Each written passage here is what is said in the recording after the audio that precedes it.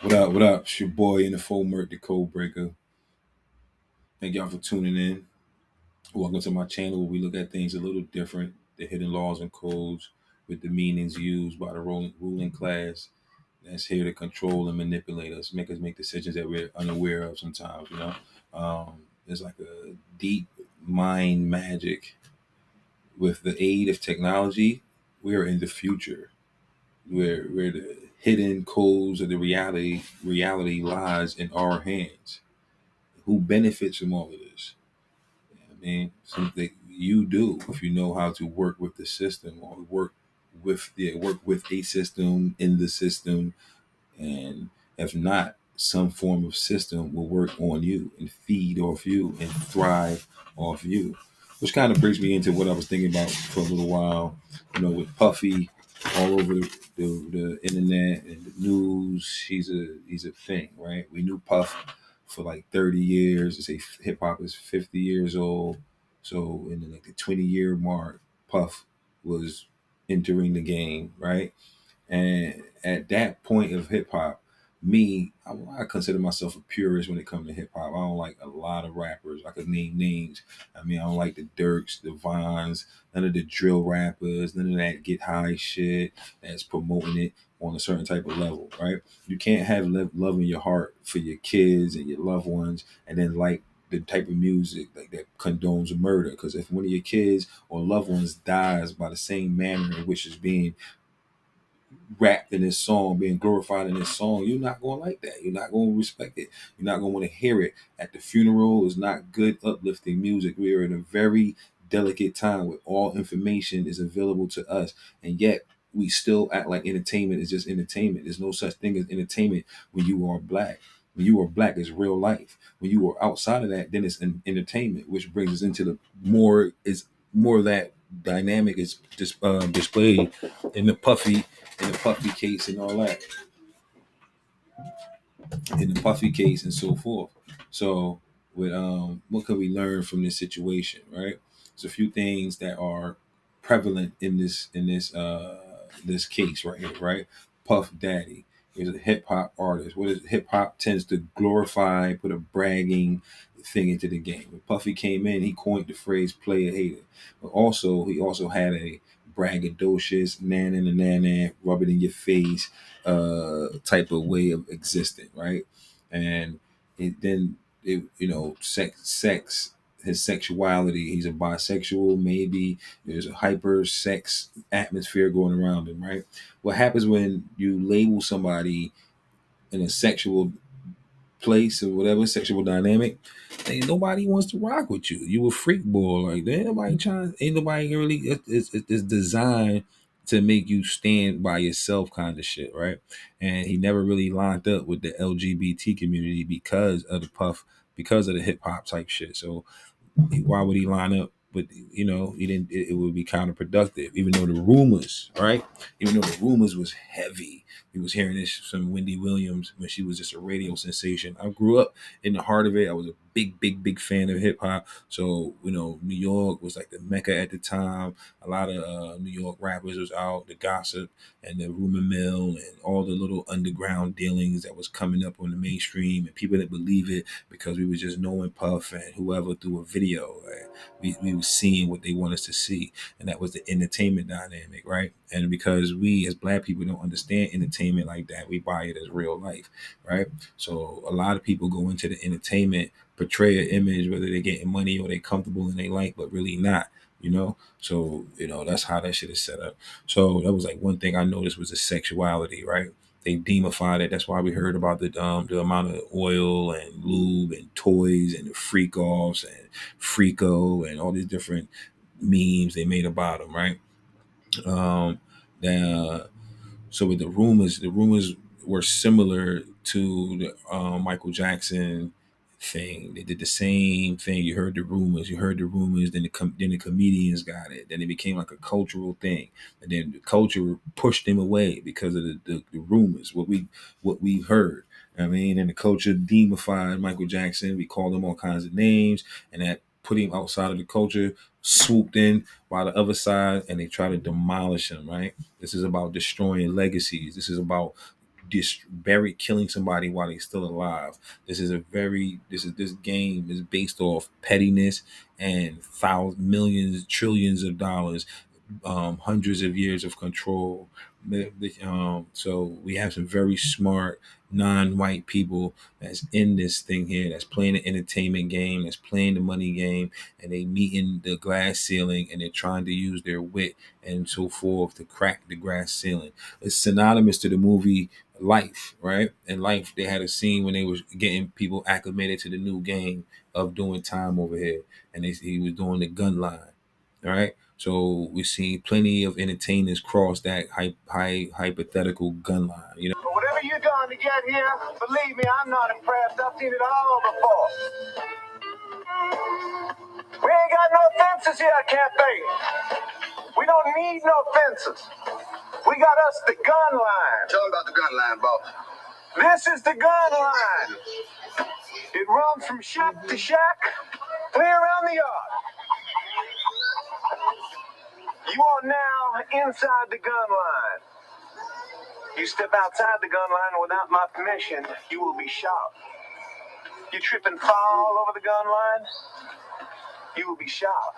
You spit, you pee, you so much as stick your Johnson out over the gun line, you will be shot. And you sled. Don't try to run, don't try to escape. One of my trustees will put a bullet in your head.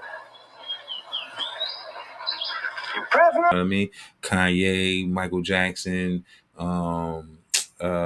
Tupac, in a different type of way. Tupac crossed the gun line a certain type of way. Puff was edging towards the gun line. Bill Cosby, a lot of them was pushing that envelope to cross. And there's probably a few nameless, faceless ones. I ain't gonna say nameless, but faceless ones. I mean, that was working behind the scenes. So that's another point that I'm gonna talk about too, right?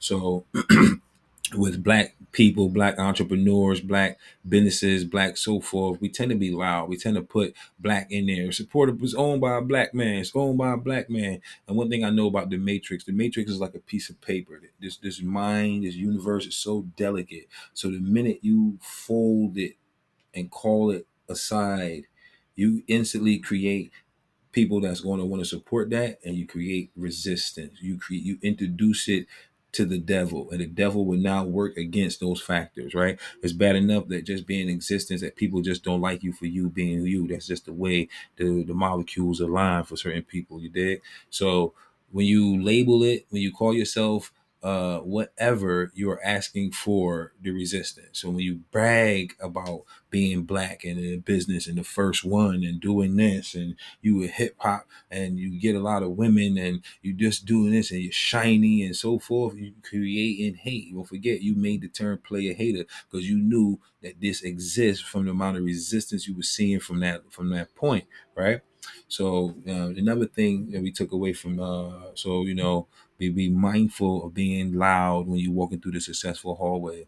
This got something to do with private and public. We're gonna talk about that in a little bit too, right? Another thing we could take away from the Puff situation was the bad business. Like a lot of us was seeing him on his way up, and I know I used to be arguing from the standpoint of a rapper, never from the standpoint of the industry or the production or the money side of things, right? Because I was lined up with the rapper. That was the person I knew. That was the person I seen. That was the person I wanted to be like. Like, you dig what I'm saying? So once people like Birdman, Puffy, and Khaled's and all them start being visible in the rap dynamic, you start to see the producer and all that on the screen with the rapper. Like, you know what I'm saying? And you start to learn, oh, I'm the one that's paying the money. So I get to do this, I get to do that. You ain't got no money, right? And you would hear niggas bragging about millions and billions of dollars, but that the rapper ain't getting shit out of the deal. But these niggas being like friends and brothers and close like Papa and Puff. Like, you see what I'm saying? Like, what you realize that it's all bread, and when it comes down to all bread, your life is only worth a certain amount of bread. And once they calculate the money from all types of contracts and insurance policies and so forth, you'll be worth more dead than alive. And they orchestrate that and get you up out of here because you already lined up with drugs, you already lined up with gang banging, you already lined up with something that's going to kill you from the way you're living and the image they got you portraying so easily. You dig what I'm saying? But anyway, but to Puffy personally, he was doing bad business. He stepped on too many people. You know, Tupac, Biggie, Mace, Locks, Craig Mack, Loon, etc. There's a bunch of people that he did bad. Shine, you know what I mean? So now that he's in this particular situation, this is one of the moments where karma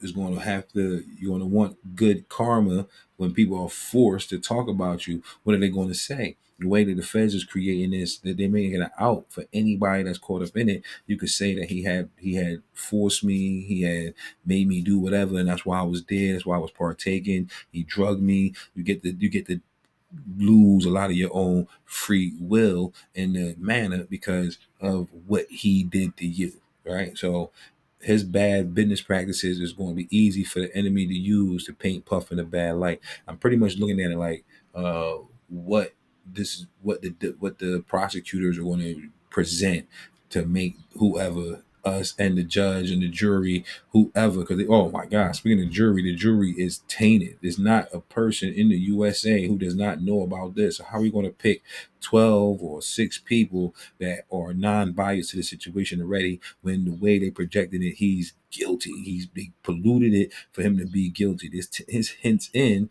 to the Kanye West talking about the way they control the image of people by painting a narrative around the person so that you will be making the decision without your own actual logical approach to the decision. They just made you go. They plugged in a certain amount of pieces and then your emotions filled in the rest. You know what I'm saying? Puff had a temper. He had a lot of altercations where his temper came out. This is on paper, right? So when you start to see that the temper with the college and the case and the Cassie case and so forth like that, we seen that was his temper, which was like coupled with his ego, right? But what I need us to think about is that in from the Young Thug case, right? You see, when Slime got locked up, it was on a RICO charge, and there was a lot of people went down on that joint. When Quando Rondo got locked up on the RICO charge, it was a lot of people that went down on that. When Chef G got locked up on the RICO charge, it was a lot of people that went down on that. So what I'm trying to say is you don't go to jail on the RICO by yourself. Make that make sense. All right. So we can admit there is something not all the way right that's going on with this. Now, all those points I just gave y'all before this was all of the things that are negatively playing against Puffy. His sexuality, his bad business practices, um, his temper, and the hip hop persona of bragging and making people feel less than just from naturally going bad, bad, bad boy. You make me feel so good. And like he dancing with his hands in the video and showing you the rings and the rollies and you know what I mean, just making it the shiny suits. All this was like a bragging, a nan and a nana. He was going against actual hip hop. I ask people to this day if Biggie was hip hop, and everybody go yeah, yeah, yeah, because the way that Biggie put the words together, the art form is always going to have a hip hop because hip hop and rap are like the directions in which the art form is going. That's how I look at it, right? So I look at hip hop as a way for us to see what what our enemy is, how to survive in this side of the world, how to make a cultural webbing so that I could be safe when I venture out in other parts of my neighborhood, other parts of the world. That's people that look like me and we look like we into the hip hop thing. I'm not your op. I'm not your op. I'm your brother, bro. Like, you know what I'm saying? And that's one thing that taints this culture is that it puts so much division in it that if you ever find yourself behind the wall when they play in the race game, when everybody else is playing the race game, we playing the killer game amongst ourselves. And it makes it that much harder for you to get through this, which puts a lot on it because we're going to look at it from a whole point of view as opposed to looking at it like the individual shatter dynamic in which we tend to fall under, right? So His ego was unchecked for a long time. He was winning. He was getting money. The establishment allowed him to get away with murder. He got a lot of bodies on his hand. A lot of people that was close to people that died that was close to Puff. Right. So they like 3 degrees away from Puff. There's Puff first. Then the person that died was connected to Puff like this. And then the people that are mad are connected to this person like that. So they close to Puff, but they really close to this person who was close to Puff. So when they is in distress, they talk to this person, right? So Puff had some business deals with a lot of people, and a lot of people popped up dead, heart attack, heart attack. Albie Shore coming out of a coma. It's a real sticky situation going on with that because Puff had Albie Shore's son, Quincy or one of them, for a bunch of years. You see what I'm saying? So there's a lot of weird power, ego on fire, bigger than the room type of persona going on in here, right? Back to the sexuality though, I heard the term recently, hypersexual males who just have sex for the sake of having sex, and because of that, it goes into a dominant control type of energy that's played out through sex. So a lot of people who don't function through that that internal tug of war won't necessarily understand the cross he has to carry. You understand? So the ego went unchecked for a long time. I seen somebody exposed to talk about the tattoo he has on his back. I probably put a pic up there of the tattoo he has on his back of this particular of a deity.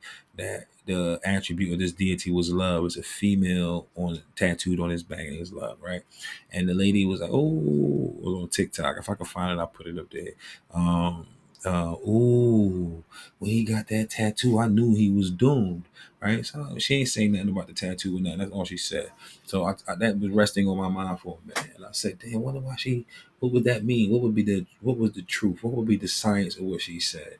So I'm thinking, all right, bet maybe because it's all psychological, right? So maybe he knows that he got a lot of stuff that he has to come right with, right? So he put the tattoo on his back as a way to like ritualize his thoughts so he can keep himself.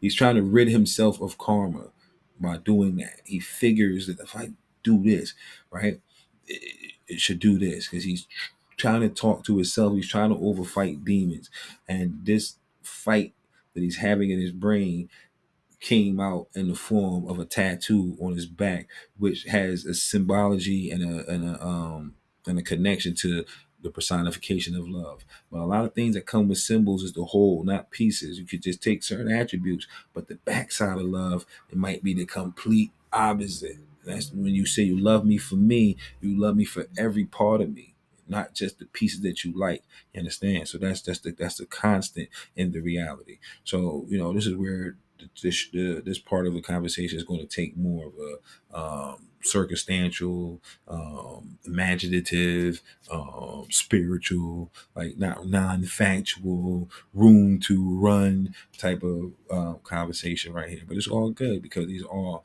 fundamental dynamics of the all. Right. So right here I have private versus public. Now this was because Puff, the crowd wants to see him pay, right? On the news the other day, I heard him say, legacy gone, wealth gone, freedom gone. And when I heard that, I felt like if I was Puff and I heard that, if I was in the cell with no way out, shameless, Merc, stop it, right? Anyway, corny. I don't know why I thought that was fire. But anyway, if you know, you know. So Puff sitting in his cell right now and he's thinking. And if he could hear those news, if he could hear that report, if he could hear that, legacy gone, wealth gone, freedom gone, I think he would have got a glimpse of the enemy. Like he can't, he can't really put his finger, but when you see little things, he knows the enemy is talking to him directly. He knows the man responsible for this. Let me tell you what I know, y'all. Law ain't nothing but men agreeing to do it. People are above the law because it's men that's upholding the law. It's not books. Books don't move. Courtrooms don't move. It's men. It's men that play these roles. So men could come in your cell at any time of the day and let you go. Men do that. You understand? You could lose in public. Oh, life, whatever, out loud. And then in the dark, in the quiet, 4 years, 5 years, 6 months down the line, somebody pull you out your joint, sign you as an this, and you out of here. What happened? Oh, the judge suspended that. Oh, this and that happened. It's men, bro. It's money, security, control, all by men that's pushing the agenda. Sometimes the agenda be way bigger than your little follies. When you commit these little follies with your little freedom, we can overlook that. Whether somebody died, whether it's drugs, whether it's rape, and it's nothing. We go, oh, it's we men, and we gonna allow or disallow it. You know what I mean? So I believe that the public so hell bent on destroying him, trying to take his wealth. This goes into business, right? Where you have a public sector of yourself and a private sector of yourself, and you need to take full control of your private sector because that determines how much of it is in the public. Right. So your name, your social security is your first line of defense. This is you, right? So when somebody sues you and they're going at you, they're going directly at you. Everything that's under this, your thing is up for grabs. So the people, white people, business people, our forefathers, people say it's white people, but let's call it business. In business, we come up with shells, LLCs, corporations, trusts, and so forth like that. And every time you create an entity, you're hiding the real you, or you're putting a defense in between the real you, right? So most LLCs tend to have a different name than your name because you want to put space between you and the LLC. Then you create a corporation where you have multiple LLCs for tax reasons and so forth, and that's another shelling of it all. And then you put that in the trust, and then the trust is like almost impenetrable. You got it; it's almost hard to figure out because this is where it gets to the trust. The trust is just there, like this here. What's up? I answer all questions. You don't need to go behind me. It is me. They trust me with it. Trust. This is it. This is where it stops. Whoever created it, trust me to be right here to take care of whatever it is you need. You understand? And that's where it gets at. So now Puff was caught up with Twitter. Puff had invested in Twitter. The crowd heard that, and now they right. So we get guilty by association. It's another thing too, right? That's a whole nother little conversation, but you can see that they on Elon bumper too. They coming for Elon too because Elon is pushing freedom of speech. Freedom of speech ties into the Constitution. The Constitution is tying into business in the same private and public practice that we're talking about right now. Understand? So with Puff being a black celebrity, he has made himself weak by being so loud as he crosses certain endeavors. Just like when Kanye went loud when he thought this and this and that, and you realize that the billionaire that they were screaming out was just an agreement by the people that was allowing you to say that.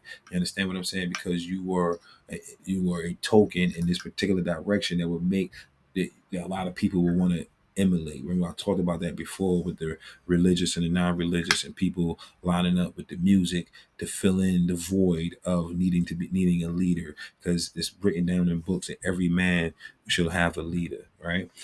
If you don't have one, they will make one for you. So this is where we need positive role models, so that when you venture out into this battle and you're making decisions, that you're not making decisions based off your corrupted self, your corrupted nature. You're standing true to yourself, because when you're playing this game, your money seems like it's so like this here, but just really a thin line. And one false move, you can lose it all. And one false move, you can lose it all. People saying how Puff broke, how they going for his wealth. They got over 50 lawsuits. The longer that this shit sit there before he go to trial, and possibly even after, he is going to be going to the court on litigations, on civil suits. And sometimes I know in certain jails, you gotta, I don't even know how you even get out the jail to go fight certain cases because you locked up. So a lot of the cases you just be losing because you not there because you locked up. The jail ain't taking you there. Like the fuck. You gotta get lawyers and all this type of shit. So that shit is gonna cost bread. And just the lawyer, just the legal representation alone. If he had 50 million for his freedom, speaking of that, the money, the ego, right? He ran it up. He thought it was about money. So when he got booked, he said, I got 50 million for me to get up out of here. And he scarfed at his 50 million. And it reminded me of when Stringer Bell was running from Omar and in the wire. I'll probably put that clip in there too. But he said, I'll pay you. Omar said, you just don't get it, huh? Saying about Huh? Money? Is that it? Because if it is, man, I could be a better friend to y'all alive. You still don't get it, do you? Huh? your money, your boy gave you up.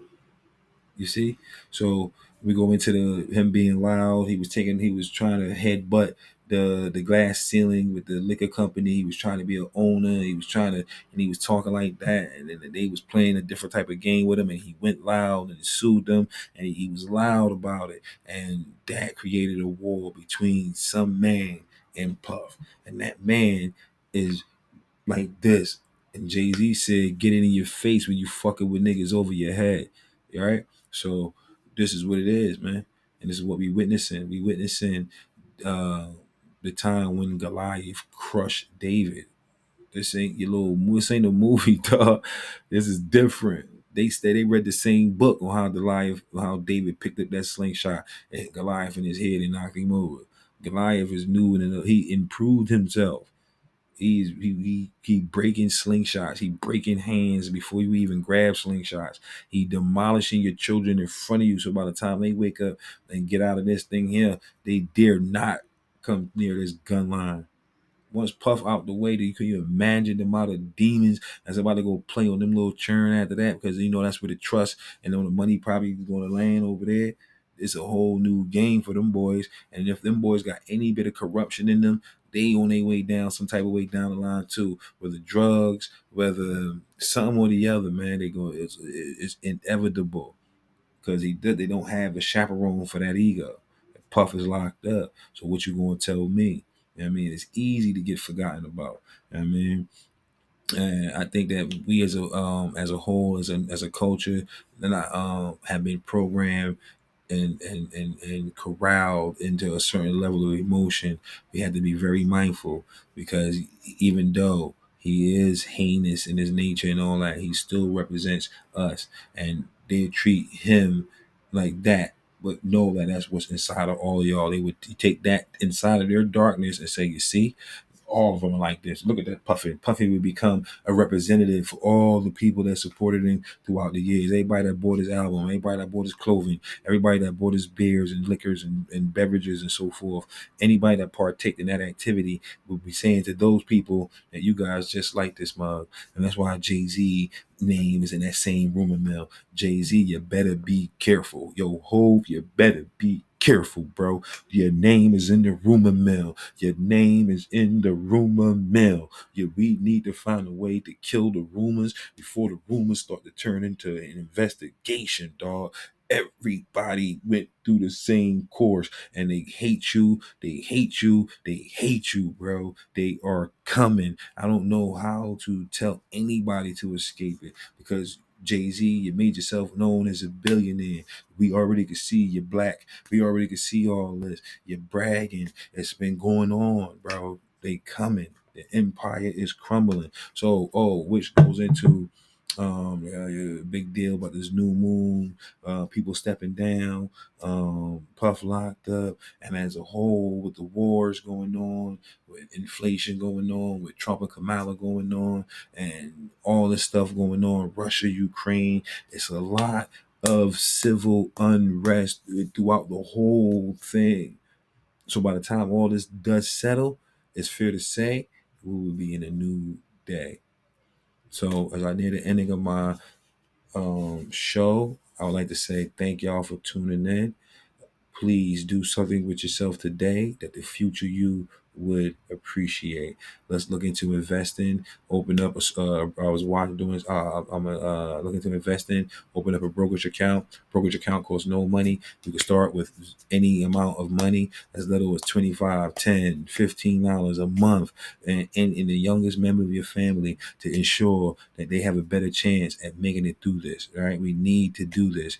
Have a little more discipline, y'all. It ain't about being strong or how much more you can pick up. Sometimes it's about how much more you can put down so you can pick up something else. With that said, it's your boy in full Merc, leaving y'all with a strong year though. And one more thing. September 30th is my B day. Today my B day. So I'm gonna enjoy myself. Hope you enjoy yours. Y'all stay blessed, no stress, and aim for the best. And let me hit y'all with a get dough. Peace. One.